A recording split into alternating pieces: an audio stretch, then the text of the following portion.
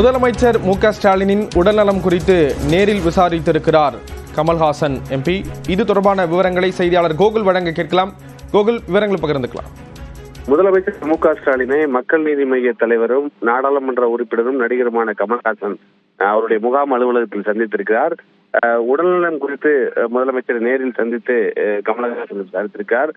குறிப்பாக மக்கள் நீதி மைய தலைவர் கமலஹாசனுக்கு மாநிலங்களவை உறுப்பினர் வாய்ப்பு வழங்கப்பட்ட பின்னர் தற்பொழுது அவர் நாடாளுமன்றத்துக்கு சென்று வந்திருக்கார். பின்னர் முதலமைச்சர் உடல்நலம் சரியில்லாமல் இருந்த நிலையில கமலஹாசனை நேரடியாக அவருடைய முகாம் அலுவலகத்துல முதலமைச்சரை சந்தித்து நலம் விசாரித்திருக்கிறார்.